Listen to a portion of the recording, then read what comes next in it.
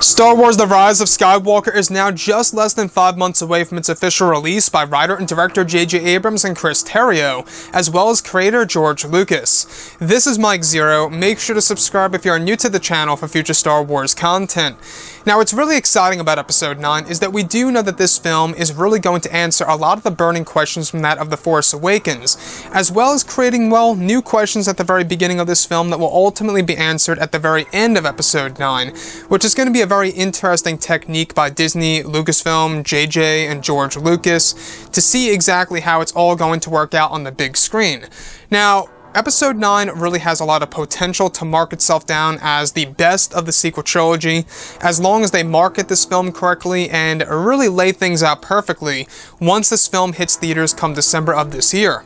Now, these past couple of weeks or so, we've been learning a whole lot more about this film, and when it all comes down to one of the concept art descriptions, this is where things begin to get very exciting for the character of Rey in Episode 9. Now, specifically, shot descriptions consisting of one of the opening scenes in the first act of the film, where it's explained that Rey is repairing Luke and Anakin's lightsaber hilt inside of a strange tower, where as Rey touches it, it's described that she begins to go back into another Force-back vision sequence that is said to be based on JJ's original vision of what was set to happen in The Force Awakens. It's described that she is now back in the corridors of Cloud City, where she is watching Darth Vader fighting Luke from a different angle that has never been seen before, where she witnesses the moment in which Vader and Luke are making their way outside of the corridors of Cloud City, where the sequence is said to begin to shift to the very moment in which Rey witnesses Yoda training with Luke on Dagobah, showing unused footage from Empire Strikes Back of Luke doing the iconic handstand with the floating rocks. It said that this was JJ's original plan for Episode 7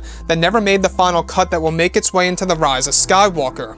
So let's go over a couple of parts about this. Now, Episode 9 is going to really utilize the use of Force-back visions and, of course, regular flashbacks and flash-forwards, you name it, in order to really throw in a lot of nostalgia. Now, in case you guys did not know, we learned just yesterday that John Williams will be doing all the themes of course, the Star Wars franchise and throwing it into The Rise of Skywalker, which speaks volumes and really does tell us that that's going to be geared toward the visions and the dream sequences and the flashbacks and flash forwards, as well as the flash fights. So this was said to be an original idea by Abrams for The Force Awakens that never made it to the final cut of that movie that's now being used for Episode 9.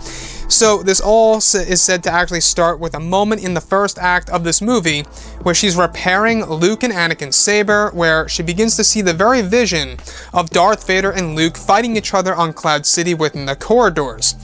Very popular fight, very iconic fight in the Skywalker saga, if not in the entire Star Wars franchise, and you can only imagine as to why J.J. Abrams would even want to bring this back into fruition here for Episode 9. Now, this is said to be the very moment that J.J. Abrams wanted to do in The Force Awakens that never made it to the final cut,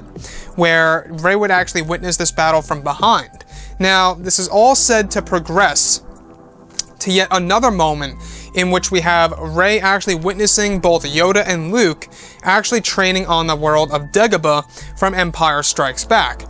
So essentially, JJ is taking these two iconic moments from The Empire Strikes Back and using it for The Rise of Skywalker in the form of a Force-back vision sequence. Now, what do I like about this? Well, I will say what I love so much about this is that they're really trying to utilize the past elements of Star Wars from the original trilogy to benefit the character of Rey. Now, this also tells us that we will see Rey tinkering with the Anakin and Luke lightsaber. We're actually going to see what the lightsaber went through and exactly how she was able to put it back together again into one piece. As for this strange tower that she is said to be sitting in, I have no doubt that this takes place on the world of Batuu, which is the location over at Star Wars Galaxy's Edge, and that she's within the iconic Black Spire. Now, Black Spire, by the way, is a location over at Galaxy's Edge over in California, in case you guys did not know, and it's said that over there is where Rey completed the design of the new lightsaber design that once belonged to Anakin and Luke. So on top of all of this, this film really has a lot of potential when it comes to all of the different sequences that they're really trying to utilize into this movie, and that they're really trying to connect to the prequels and the originals and a whole lot more in order to really give fans a better idea and sense of Episode 9, right? So this movie, at the end of the day, really has a lot of things going for it when it comes to the vision sequences, when it all comes down to the Force-back visions, and I'm really curious to see exactly what it's going to look like on the big screen and how it's really going to resonate with Star Wars fans once it drops and hits theaters come December of this year. And the last thing I just want to say here is that, well, we do know that this movie is going to have a lot of revised tracks by John Williams from the past Star Wars films, which really does speak volumes for sure. Anyways, guys, drop a comment below. Let me know what you think about all of this in the comments. And if you guys did enjoy the content for today, do make sure to drop a thumbs up on this video to support the channel. I thank you all so very much for the kind support, and I'll catch you guys next time.